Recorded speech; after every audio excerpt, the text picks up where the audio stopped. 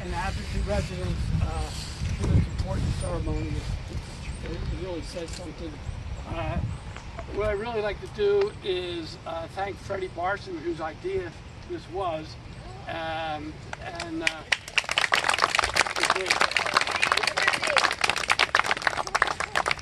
so having been involved in this in the land plan when this was the old hospital site and the constructive reuse of this property, I'm kind of thrilled to see, you know, what it's like today and what happened from when we first looked at this property. I'd love to have Chris Connell and Mario Oliva and Dan Siegel from Haverford Township come and just say a couple of words. We appreciate, guys, you're coming out and joining us today.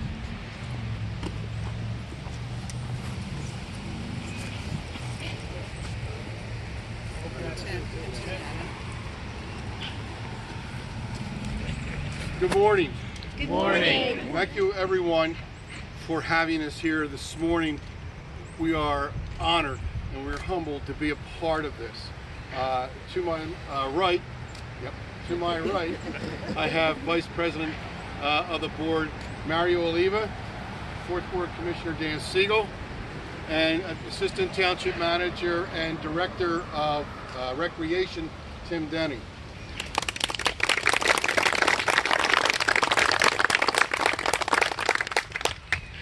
The program that is here today, I hope it spreads far and wide.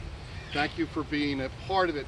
Showing the Haverford community is very much woven into the flag and for what it stands for, and to salute our veterans of all wars. And as we move forward, if there's anything that Haverford Township can do to help preserve, whether it's the trees or in the flag and any of these programs, it brings us together as a community. It remembers what took place to get us here. And as you young scouts move forward, you take those traits with you into the future, and you even weave it larger than what it is today. So thank you very much for what you do for the community, and thank you to everyone here for what you have done for the community. I just want to add, what a great partner 12 years ago when I met this guy and we were planning out this community here. A lot of stuff was going on, but what a great partner you have been with us and in helping us, build out this community. How beautiful it is here. We couldn't have had a better partner in building this in our recreation. So thank you, Todd. Yeah, appreciate working with Haverford Township and Dan to say a few words for us, and working with Tim Denny from the very beginning, and the synergistic relationship we have between the rec center and our new community, and working back and forth through all the construction issues, and also being available all the time. Yeah, and you guys have a great staff back at the office. You really do. Thank you, and welcome. I remember 20 years ago when the state announced that it was going to close Haverford State Hospital, and everyone wondered what would happen to the property. And what you are now in the middle of is what I consider to be the jewel of Haverford Township. And this is a special place because you're here, because we've built recreation. We have made a new neighborhood and a new community within the township. You are one of the largest, what I'll call, neighborhoods and groups within the township, and you have brought a lot to the township. I want to thank Freddie Barson, who for many of you is the person who's sort of introduced me to you, and has allowed me to stay in touch with all of you. But the important thing is that you are as vital to this township. We understand your needs. We want to make sure you understand that we welcome you and are thrilled that you've chosen to come here and to live with us. And of course, this whole area would not have been what it is without the vision of Tim Denny, without Jan Marie Rushforth, who passed away, and there'll be a memorial dedicated to her at the Rec Center on November 19th, and to the vision of the Board of Commissioners and to a lot of people. So thank you. And finally, thank you to Polig, because what you have done, I think, is more beautiful and more impressive than any of us even imagined. And you've become, you know, part of our community, and I thank you. And I'll just say that it's really the community. 55 plus communities, really their hallmark is that they participate in the community, and especially for you know, just giving back. And behind the doors, nobody even sees it. The amount of activity that happens from the residents here, participating from being clowns at the hospital, making kids laugh, to the boards of arts restoration. And what happens behind the closed doors is really what the community is about. It's not the buildings, it's the people, and I'm thrilled to be a part of it. So thanks all. I just want to thank Carrie for calling me months ago about this idea, and I especially want to acknowledge and thank Troop 144. My son was in the troop when this first became available 10 years ago. He's now an Eagle Scout, and he's up at Yale getting his master's in forestry. But Troop 144 and us came in, and we started clearing that first trail out there 10 years ago. So again, it's terrific to be here today with all of you. And just last night, a woman sent me a photo that she saw a bald eagle on one of the trees here along the trail. So it sort of fits in with our ceremony today. What better thing to go with our flag than an eagle? So thanks for coming out, and thank you especially to 144. Last but not least, I would like to recognize Carrie, who works with everybody to put this together, a lot of hard work. And of course my wife Barbara, who's here today, that actually not only puts up with me, but it encourages me in these dreams that I have of our community. So thanks, Barbara. Ladies and gentlemen, before we head back to the clubhouse, I think it's important to recognize the significance of this memorial tree. Mark Anderson is over there in the green jacket, who's the secretary and treasurer for Saving Hallowed Ground. He has basically been the steward for keeping track of this program. So basically what you have in front of us is the 15th tree that is part of our memorial tree program. What we wanted to do, particularly recognizing that the original program started after the Great War, some of the trees are still alive across the country, but others have passed away. So we thought it was important not only to bring this program back, but also to document the site. You'll notice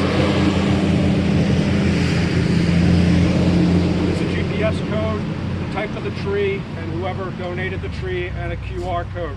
So it's exciting that we want our youth and the scouts to promote this program. Haverford Township, you can plant as many trees as you want, and it would be a wonderful sustainability project and set the template for other communities to do this. We really want to plant more trees, and that's most important. What I'd like to do now, before we place some soil in here, Athertyn residents can put some mulch around the tree.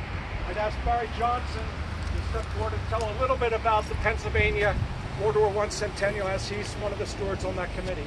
Barry? Thanks, Gene. My name's Barry Johnson. I'm a volunteer with the Pennsylvania World War I Centennial Committee. This is the 100th anniversary of the First World War, 1914 to 1918. And in 2013, Congress recognized the opportunity to commemorate the First World War, and it created the World War I Centennial Commission. A key part of their strategy was to reach out to the 50 states, and in Pennsylvania we formed a committee to work towards the Commission's goals of honoring those who served and to create programs and opportunities for people to learn about a generation and its era that are largely forgotten now. The First World War was really the beginning of the modern America that we know, and you probably know that when the United States entered World War I in 1917, it really had no army worth mentioning in the context of the war that was going on in Europe.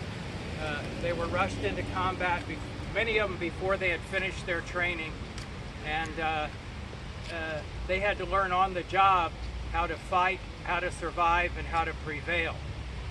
They were, by our standards today, very much undertrained, but they did their duty. And I see our duty as to be the kind of Americans that they fought for, and to create the kind of country that they fought for. So I'll end there, but that's what brings us here. The flag's an important symbol of our nation, and I'm always proud to participate in these flag ceremonies. So thank you for being with us today too. One more thing, Barbara, could you come forward? This is Barbara Saletti, one of Saving Hollow Ground's board members, and she's the originator of the tree program. And she is here representing a Haverford Township Red Cross nurse who served during World War I. Could you tell us a little bit about her? I represent a Red Cross nurse. His name was Stephanie Pohl. Her parents were from Germany. She was an incredible woman. We hear a lot of history, but not a lot of her story. And Stephanie embodiment, she spoke several languages. German, obviously, English. She spoke French. She spoke Russian. She spoke Chinese. She was all over the map, and we actually have her records that were survived all these years. And I have pictures of her too. So I like to think that she's here with us. She was also given the highest honors from the Russian people that a civilian can have for her service to the Russian people. Which is represented by England. The tree program, of course, was starting all over the world, and the United States got involved. You'll probably see mentions of roads of remembrance, and that's what the trees were all about, was to try to remember those who served. And it was actually the women who were the ones who were the conveyors of the tree program. The men were out there, sure, but it was the women's clubs that were out there hitting trees, making sure that the trees were planted. So typically, women are forgotten, guys are in the front. We don't want to keep this up, okay? So I'm not going to keep talking about it, but we hope that this tree, remembrance of the tree, which started back then, can be carried into the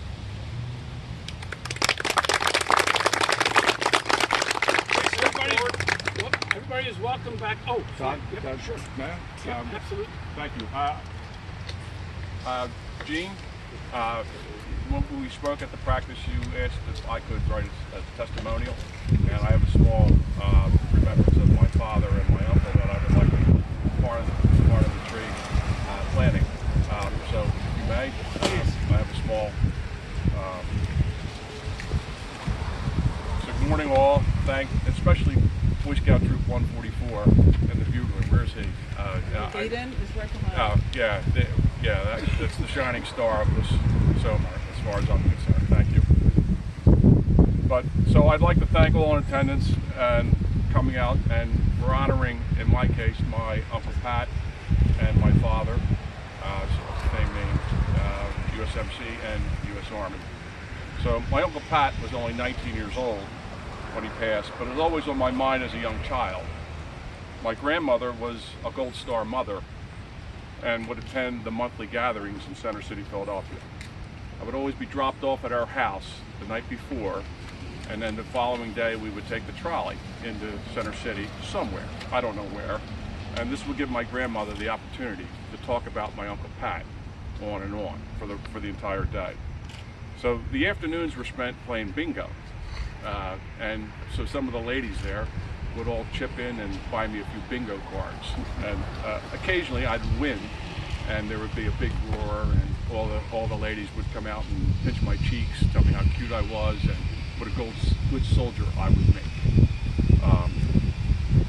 And this lasted probably till I was about 30.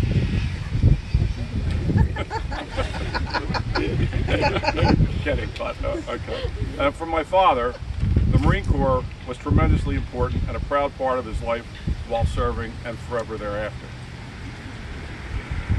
As my 6 siblings would attest, the 7 mini Marines he called us, we learned from the halls of Montezuma from the age of 3. It was required. The actual horrors of war were never really discussed.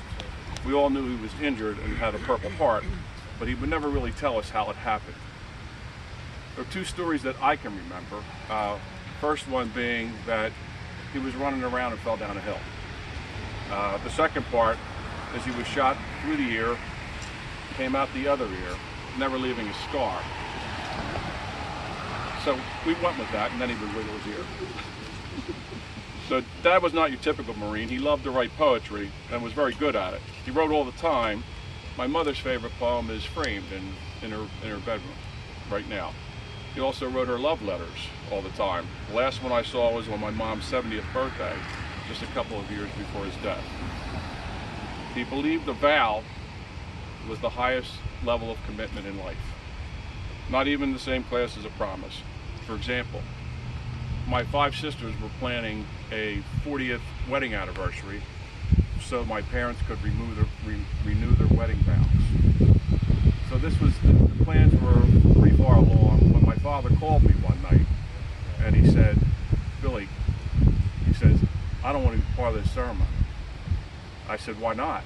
I didn't understand. He said, "Well, it was a vow. My wedding vows were vows." He said, "If I renew them, there are people here that may think at some point in my life I broke those vows." I said, "Then we won't do it." So that would never happen. He went back to school at night when he was 53 years old to get his GED high school diploma. None of us knew. We thought he was working overtime. So he went to school. It was important to him to get that. And one day at a family party, he just showed up with his diploma. He was flabbergasted. But I think the most important attribute from the Marines was his sense of pride. That never left him for a single moment. He spoke of it every single day. He led his life making sure he could be proud of everything and everything he touched or was part of. When he returned from Korea, Dad got a job at the Philadelphia Gas Company. He said he was a ditch digger. And everyone knew that if Bill Boyle had dug the ditch, it would be perfect. If you had the chore of cleaning the bathroom floor, he would come in to check it out and say, "Are you proud of that job that you've just done?" We knew we had to be. If you tied your tie, it had to be a square knot, perfect, pushed all the way up, all buttons buttoned, and your gig straight. It had to be. Never settle for average in life, he would say. Always strive to push yourself as high and as far as you can at any task. The pride itself will be the reward. My sister Eileen and her husband Bill Healy are here today, and they both recently made arrangements to have my father's remains, his ashes, buried at Washington Crossing National Cemetery in New Hope. So he was buried there with military honors. They also made sure that there was a place reserved there for my mother to rest beside him for all eternity. It was a moment of great pride for myself and my family. The precision of the soldiers' headstones, perfectly in line in a straight grid was remarkable and made me think of the perfect ditch digging of my dad.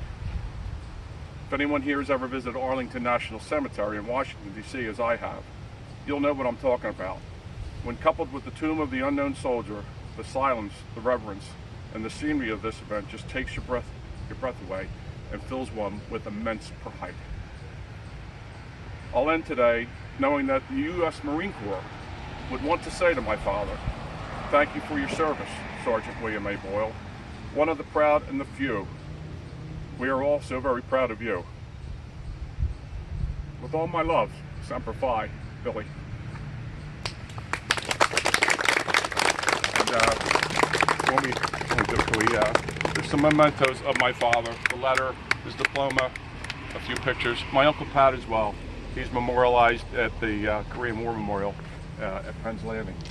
So I'll come back and put some dirt on it later. Thank you very much.